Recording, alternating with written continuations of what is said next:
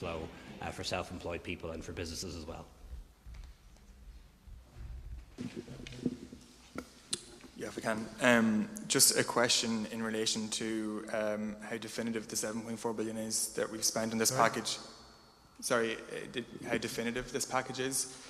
Just in terms of some of the measures that are being pushed out, the pandemic unemployment payment, the employment support scheme that will replace the wage subsidy scheme, they're running until April. What happens if the trajectory of the virus and the pandemic is still as uncertain then as it is now? How much money will we have to support people in the ways that we're going to support them with this stimulus package?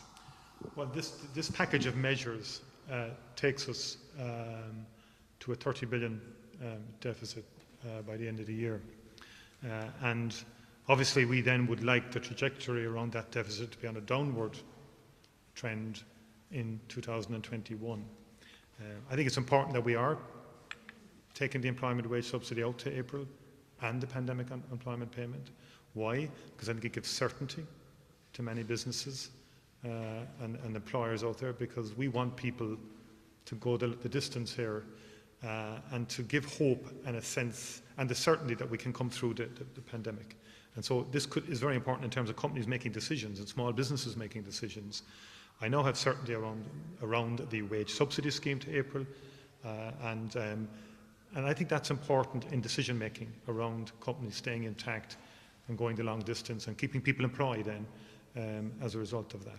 Obviously, the situation in relation to the pandemic is uncertain.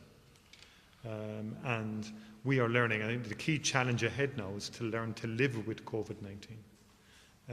And that will be far more complex and difficult than shutdowns and so forth. And we will assess, I mean, the budget is our next milestone. We will assess where we are in October as we plan out for the following year. We will assess again in early 2021.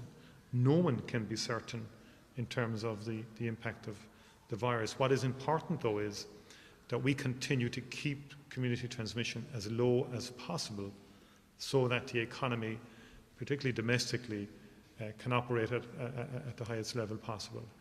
That's why we're putting such a premium on reopening schools in September, why we're determined that every child can get back to school, why we're working on the non-COVID illnesses within hospitals.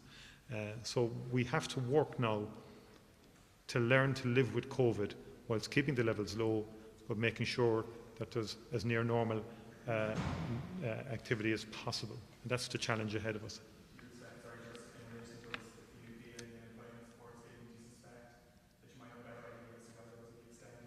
Well,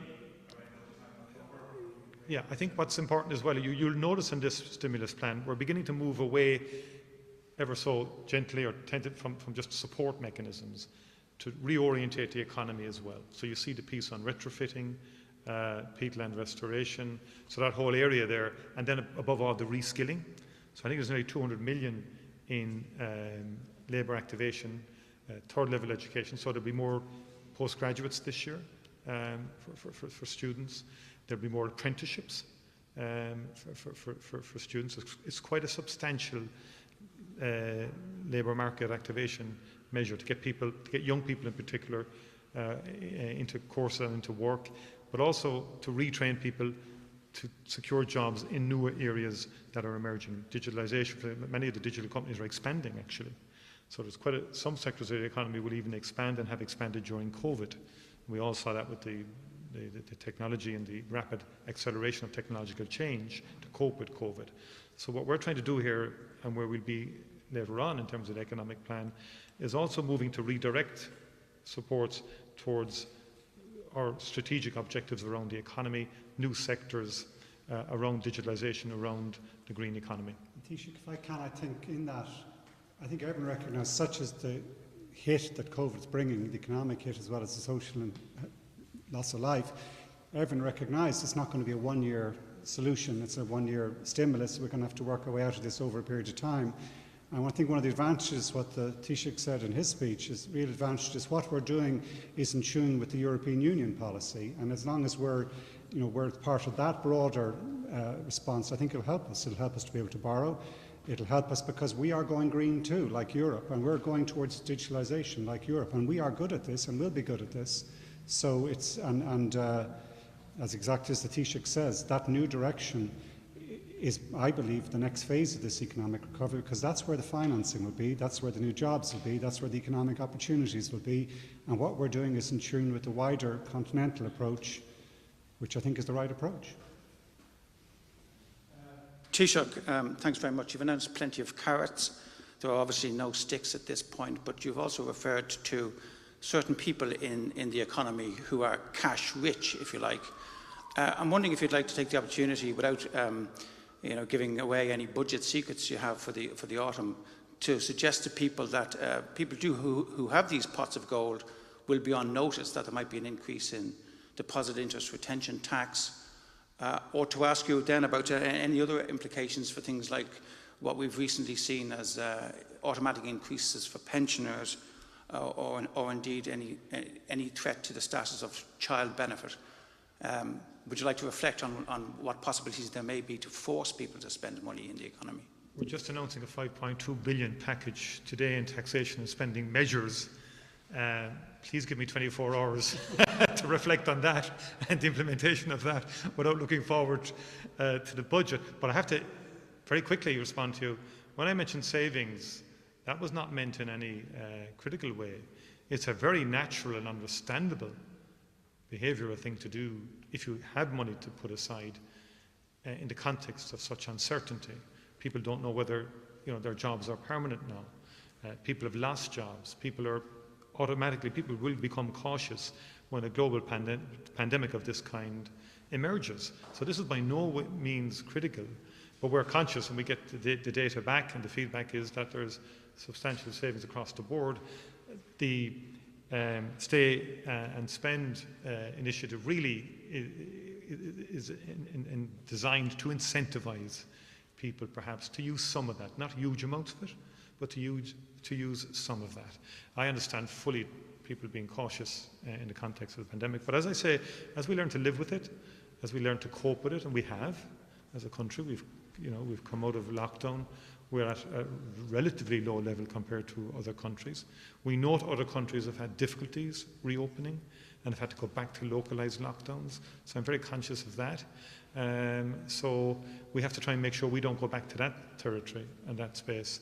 And that's the biggest guarantor we have of economic recovery, and then giving people more confidence, to start spending again. But we won't be hitting dirt or anything like that. That's not going to be on the agenda.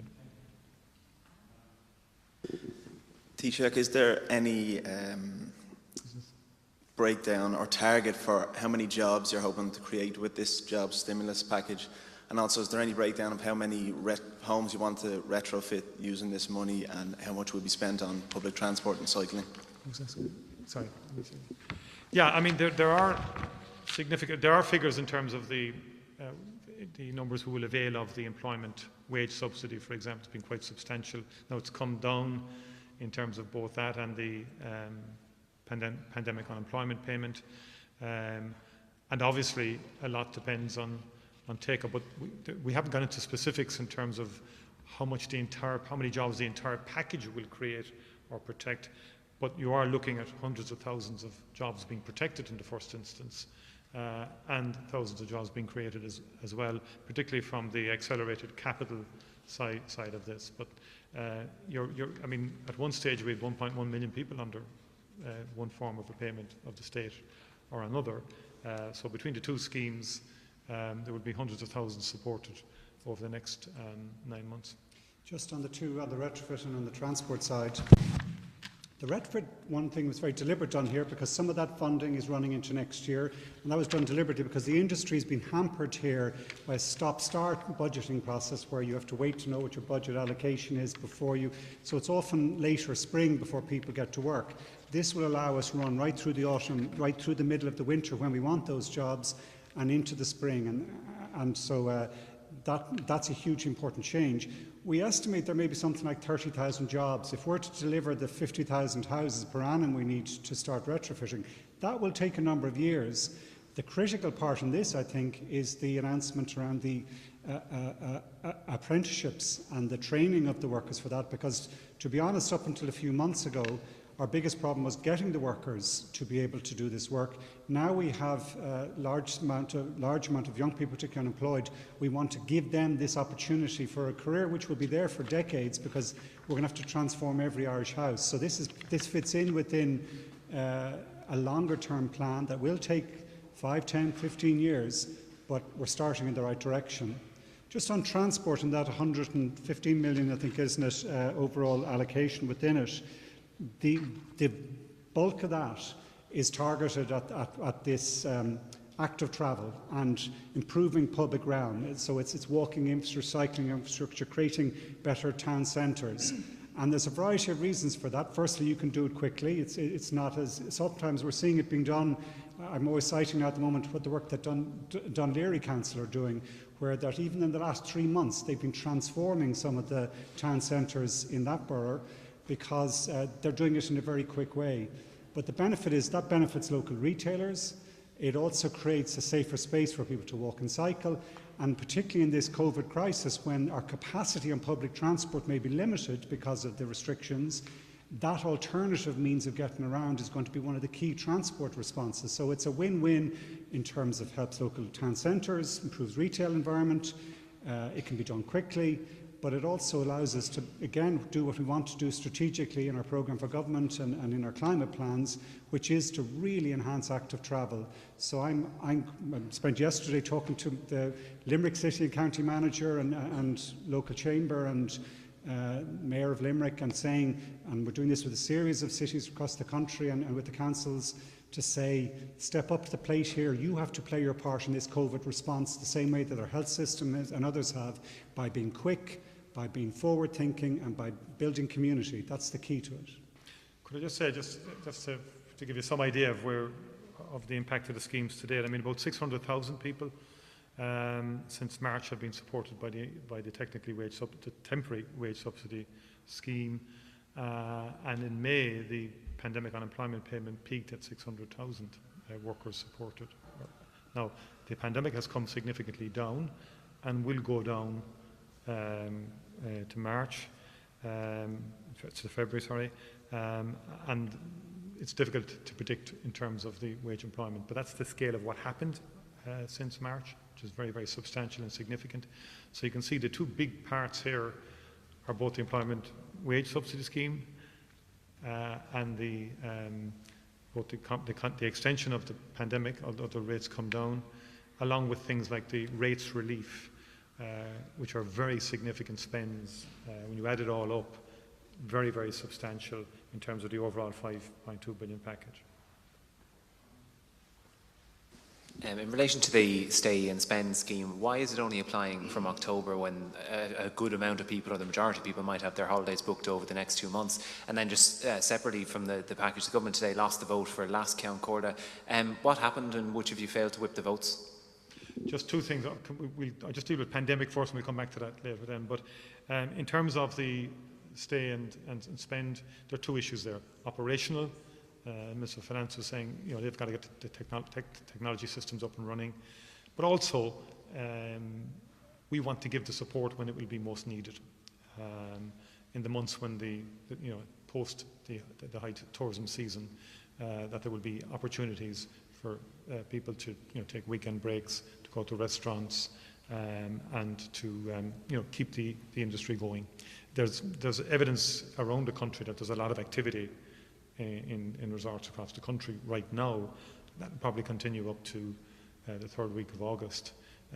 So what's critical then is in the winter months that we can keep income flowing into that sector. This is about keeping the sector alive. Of all the sectors, to me, the tourism and hospitality has been the most severely impacted, and we've got to work out how we help that industry, not just now, but into the future, because it's really connected to human behaviour. And as we know, tourists aren't travelling anywhere like the numbers that are needed for the hospitality sector and that area. So that's one that we'll be keeping a continuing watching brief on. On the last Count Corla, I'm disappointed that Fergus didn't get elected, because I supported him. It's a secret ballot. One of the reasons why the reforms came in terms of secret ballots in Parliament was to the political scientists were of a view, which we accepted, that it speaks to the autonomy of Parliament, and parliamentarians will decide in terms of the Ceann Comhairle and the last Ceann Comhairle. But I can't speculate any further than that. It's a secret ballot, and I think that is Parliament, if you like, taking its decision, and that's what the secret ballot was about. But I'm disappointed for Fergus. I think he's a very experienced parliamentarian.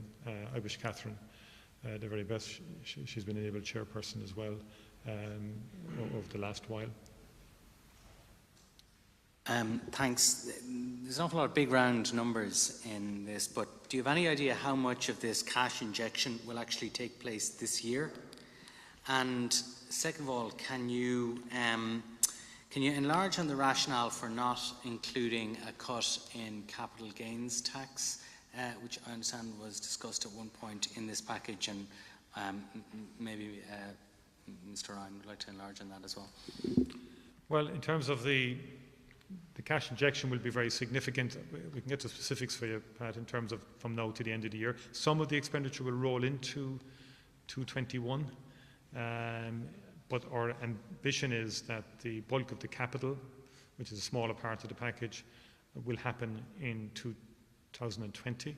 As you know, the pandemic unemployment payment will be tiered and phased down over the remaining number of months. The employment wage subsidy will kick in as a temporary wage subsidy scheme closes, but they'll run in parallel for a while. So that will involve substantial expenditure, but that will also be needed again next year. But the bulk of it will be before Christmas, because the whole idea of the job stimulus was to get the bulk of spending between now and Christmas. On the last issue, Pat, capital works in confidence. It works best in confidence. And you look at all options, and that's one of the benefits of being in confidence, is that you can look at all options and tease them out. I'd say in this process, I think, very short timeline, 3 weeks is nothing. I think it worked well. I think Minister Michael McGrath and Pascal Phelan actually worked well with their colleagues. We worked well collectively. Probably there'll be elements that won't work, there'll be elements that will work. But I think in the round, this is a really good delivery of a stimulus package in 3 weeks. And I think the three parties are working well together in this critical steps. And we'll have next day, tomorrow, it's getting ready for the economic plan and pulling the country with us in that. And you work well when you work well together in that way. You have confidence in each other. I have confidence in the way this was done. I think it gives me confidence that we're going to make the next steps and do it well. And I think the tax measures here, not just the VAT reduction, which I mentioned earlier because it's progressive, but also what Tánaiste just said about some of those measures around kind of being able to get tax back early. There's some good innovative tax measures in here, and I welcome them. I think it's a good package. I think, Pat, in terms of the context of the stimulus, and back to your earlier question about how much will be spent this year, the VAT reduction will have an immediate hit, and other taxation measures, such as you've mentioned, may not have that immediate hit between now and Christmas. But that said, obviously there's budgets and the Minister of Finance, it's his prerogative to obviously oversee and review. Then he'll come back to Cabinet in October. We can't speculate on that, obviously. But I think the VAT reduction from 23 to 21% will have a very important, I think it's coming in from the 1st of September, will come in from the 1st of September. That will be of enormous benefit to a lot of sectors, and we were particularly conscious, the Tánaiste was as well, in terms of the retail, because they've taken a big hit, particularly during the lockdown, and furniture stores and all that area. So on balance, on reflection, we believe that the VAT reduction will have a quicker impact from a stimulus perspective, and perhaps a wider impact across many sectors of the domestic economy. Just to return to the wages and the training schemes, do you have projections for possibly, maybe this is for the Tánaiste, the number of jobs that will be created, or are we just running to standstill on this? And the amount that the Fiscal Council suggested should be injected in the package, I think they suggested something like 10 billion. Could you have gone further? Is there enough here, or will you have to maybe have a second fiscal package as part of the recovery plan in October? No, actually, I think we're in line. I mean, I think we're up around 10% of the GNI. I think that's, we're 30 billion of a deficit by the end of the year. And I think that's where we'd like to be. In terms of being in the middle group, if you like, of other countries, it's of a scale that's unprecedented in terms of, if you add it's in addition to what's happened since March. It's on a scale now that is quite unprecedented. And I think, in the context of a stimulus plan for the remainder of this year, and some of it will roll into the early months of next year, it is of enormous scale. And the issue now for us will be implementation and delivery, honestly. Yeah, when it comes to these things, you can only ever really estimate what the impact will be in terms of jobs created. But to give you some rough ballpark figures, the wage subsidy scheme at the moment is sustaining about 400,000 people in employment. That was supposed to end in a few weeks' time. It now won't. So I think it at least sustains those jobs for a bit longer, and hopefully long enough to get those businesses up and running again, so they don't need the wage subsidy scheme into next year. In terms of the further education, higher education schemes, apprenticeships, all of those education and labour activation measures, there's between 75,000 and 100,000 places there, so that's pretty big. There are lots of different forms, but that's what it adds up to. On the capital side, there's kind of a rule of thumb that for every million that you spend on capital spending, you create about 12 jobs for a year. So you'd expect the 500 million in capital would turn into about 6,000 jobs for a year. And then you could add to that the impact of the Help to Buy and other things. So, we can give you a set of figures, but they are estimates. And then there's also the counterfactual, like what if we didn't expend the PUP? The pandemic unemployment payment was due to end on the 10th of August. It's now being extended into spring of next year. If we didn't extend it, you would then see a fall in spending in the economy, and you'd see the loss of jobs. Just to say, the 30 billion is 10% of GDP, and it's 18% of GNI. Let's go for Ryan. There's been a number of kind of high-profile people leaving the Green Party this morning. Do you think that the Green Party is a cold house for young progressive women? And if you're re-elected as leader, how are you going to kind of ameliorate that? If I'm re-elected, which I know in an hour and a half's time. Best of luck. Thank you. I think one upset for today would be enough. Sorry. I would hope that we would continue the success of the last year and a half, last number of years. Success led by not just myself, but my Deputy Leader Catherine Martin, by our Chair Hazel Chu, by the Coordinator of our Executive Committee Blaheen Gallagher, by the Head of our Policy Council Nasa Huracan, by the Head of Northern Ireland Claire Bailey. Most of our leadership is women, is female, and we've always had a long tradition. Mary White was the first person to come up with the idea about promoting gender quotas in numbers of people who run for legislation. So that's our tradition, and absolutely we have to make sure that we continue, in my mind, in that path. But our membership has also grown in the last year and a half. We've gone from my recollection about 1,500 members. Now we're heading towards 5,000, and I think that's a sign that actually the work we're doing is. Every person you leave, you regret, and you hope maybe that they might come back at some future stage. You maintain a good cordial relationships with them. But we also have to listen to those thousands who are joining. And I think we have to, in government particularly, we have an opportunity. What I say here about community and about delivering on local levels, we have 49 councillors now. I'm saying to them, you have to deliver this, government. You have huge numbers of female councillors. You have to be at the forefront on delivering this package. Government is difficult, brings difficult choices and difficult responsibilities, but it also gives the opportunity to serve your people by improving people's practical daily quality of lives. And that's what we'll all do together. Sorry?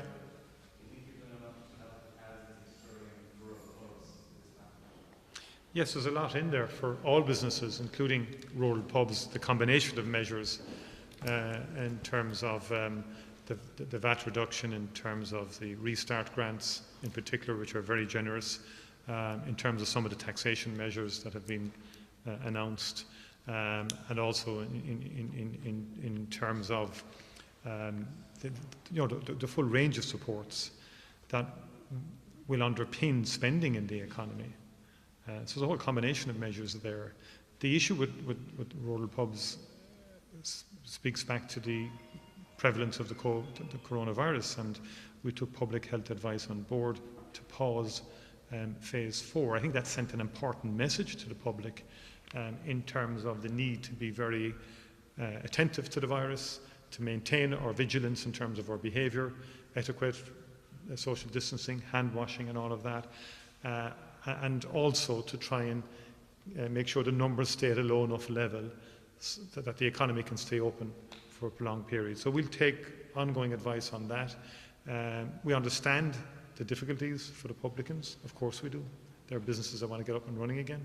But in the greater good, we simply had to pause phase 4 given the advice and the discussions we had with the CMO and NEFIT itself. And we will continue to work with the trade on the issue and take the advice as it progresses. I think if I can, on the pubs, small pubs, rural and urban, there's really 4 things in this for them.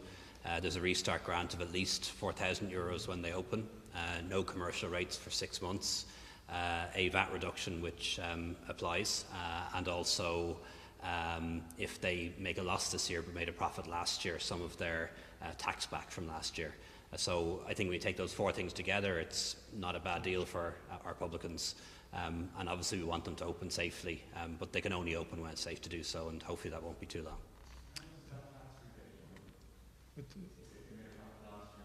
Yeah, that depends. That depends.